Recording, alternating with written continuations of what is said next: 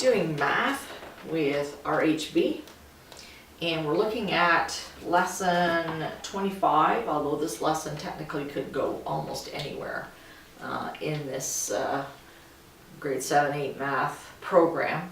So I'm putting it as lesson 25, and it's rounding. We're rounding whole numbers and we're rounding decimal numbers. The process is the same, with one small exception when you do decimal numbers. And turn the overhead on. I'm trying to stay out of the overhead's way. You get that sudden flash. Okay. There's only 4 basic steps. Decide which place value you're rounding to, and you look at the number on the right, to the right of that digit. Right. If the number to the right is a 5, 6, 7, 8, or 9, so 5 to 9, right, that digit rounded, the one that you're rounding, is going to go up one number. If the number to the right is a 0 to 4, 0, 1, 2, 3, or 4, you're going to leave that number, and all the remaining numbers to the right are going to become zeros. And this is when we're doing whole numbers. So our examples. We have 175, we're going to round to the nearest 10. So basically, if we're rounding to the 10, the number 7 is in the tens column, right here. I put a little X under it. So when you look to the right, it's a 5. If it's a 5, 6, 7, 8, or 9, you're going to round to the nearest 10. You're going to go up one number. So you're going to end up with a rounded number of 180.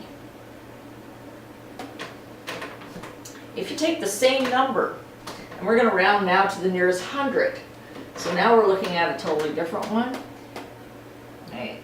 The 1 is in the hundreds column. You still look to the right. And to the right, I'm just going to hike this up a little bit. To the right is a 7.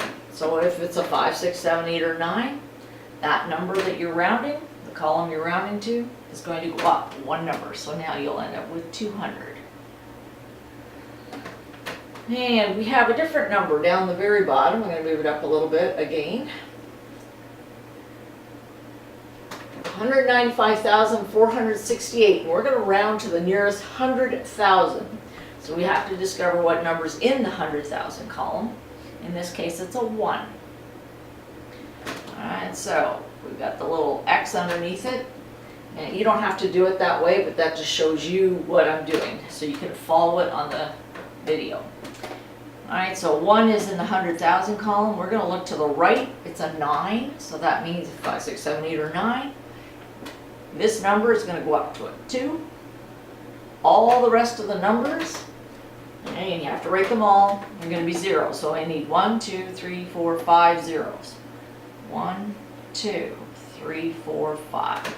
So my rounded answer would be 200,000. Looking at decimal numbers, it's not much different. All right, decimal numbers, you follow the same rules as whole numbers. I'm going to put that up a little bit. You follow the same rules as whole numbers with this exception. Once the given number after the decimal, okay, so if we're doing a number after the decimal, all right, you don't use zeros. So everything, all the rest of the numbers will be dropped, no zeros.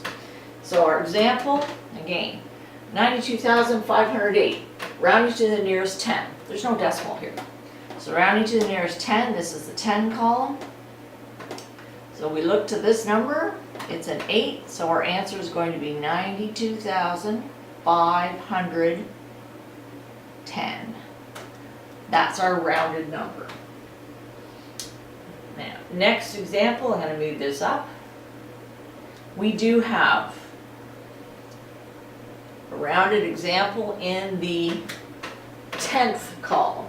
So we have 92,508, same whole number, decimal 093. So what number's in the 10th column? So that's this one. So again, you still look to the right. It's a 9. So 5, 6, 7, 8, or 9, that rule's the same. So you will end up with 92,508 decimal 1. All the other two numbers, so this number and this number, they're not zeros, they're just dropped. They're dropped. Take a look at the higher number here. I'll move this up a little bit. 25,634,024 decimal 4. We're only going to round to the million column, so we're not even talking about after the decimal. So the million column, which number is in the million column? So it would be this one, the 5. We look to the right, rules the same. So you have 5, 6, 7, 8, or 9, so your number is going to increase. So you're going to end up with 26 million.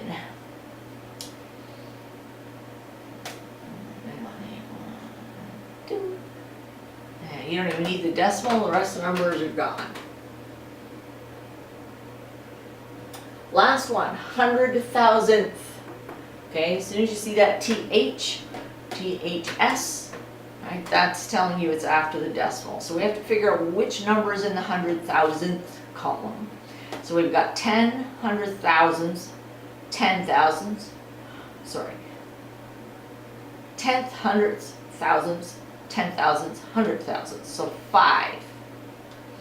So our new number will be 1, 2, 5, decimal 4, 6, 3.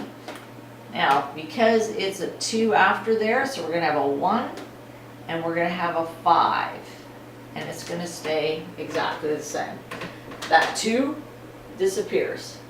No 0. So that's a 2, so therefore 5, 6, 7, 8, or 9, this is not going to go up.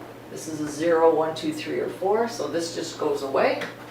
And you end up with the decimal 1, or the decimal 4, 6, 3, 1, 5, and 1 numbers. Rounding is fairly simple for whole numbers and decimal numbers, slight variation.